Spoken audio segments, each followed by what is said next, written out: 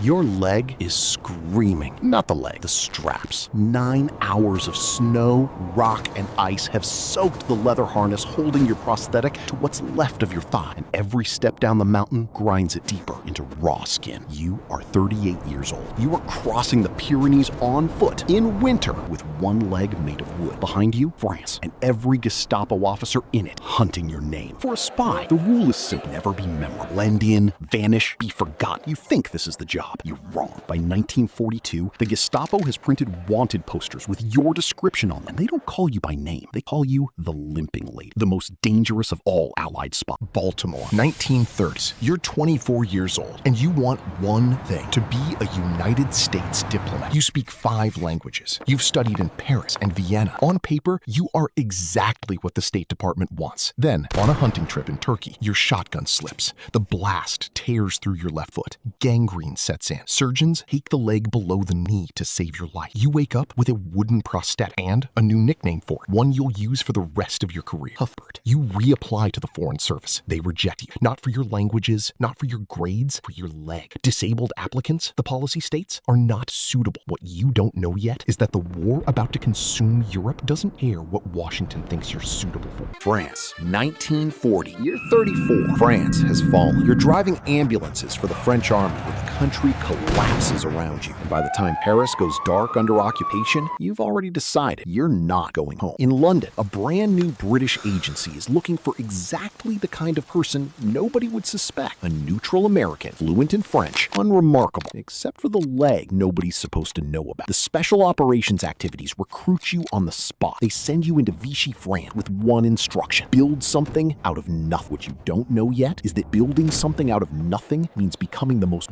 wanted person in the region within 18 months. Lyon, 1941-42. You're posing as a New York Post reporter. It's the perfect cover. Reporters ask questions. Reporters move around. Nobody blinks. Underneath it, you are building a resistance network from scratch. Safe houses, radio operators, escape lines for downed Allied airmen, weapons drops in fields at 2 a.m. The numbers climb fast. Within a year, your network has helped smuggle out more than 100 Allied airmen and coordinated with dozens of resistance cells across unoccupied France. You run all of it on one leg, in heels, at dinner parties with German officers who have no idea they're talking to the person their own high command wants dead. What you don't know yet is that a man is coming to Lyon whose entire job is to end people like you. The Hunter. His name is Klaus Barbie. The Gestapo calls him the Butcher of Lyon, and he means it. Under his orders, prisoners are tortured for information in rooms built specifically for that purpose. He builds a dossier on a spy he's never seen and can't identify. He knows only this: French, English, or American, middle-aged, and walks with a limp. He puts up wanted posters. He tells his own men she is the most dangerous of all Allied spies, and we must find and destroy her. You are, by this point, hiding in plain sight in a city actively hunting you by name. How do you disappear when your face is on a wanted poster? How do you run a spy network when every phone line might be tapped? How do you sleep knowing the man who tortures people for a living is looking for someone with exactly your walk? You don't disappear. You keep working. The Mountains, November 1942. This is where the cold open began. The Germans have occupied all of France now, and Barbie's net is closing. Your handlers in London send one message: get out now, on foot, over the Pyrenees into neutral Spain. Cuthbert was not built for this. Every mile down the mountain, the prosthetic tears the skin around your stump raw. At one rest stop, you radio London a message that becomes legend in the agency: Cuthbert is being tiresome, but I can cope. London, not knowing Cuthbert is a leg, radios back that if Cuthbert is giving you trouble, you should eliminate him. You make it across. Barbie never learns the limping woman he hunted for a year just walked out from under him through a mountain range on a fake leg. What you don't know yet is that you're not done. You're going back. Return, 1944. You're 38. The invasion of France is months away, and the OSS, America's new intelligence service, wants agents back on the ground before D-Day. Every officer who's read Barbie's file tells you it's suicide to return to a country where your face is already wanted. You go anyway. This time, disguised as an elderly French farm woman, gray-dyed hair, a shuffling gait that hides the limp inside a different limp, herding goats as cover while running clandestine radio transmissions to to London from a bar. In the months before and after, your networks map German troop positions, organize sabotage, rail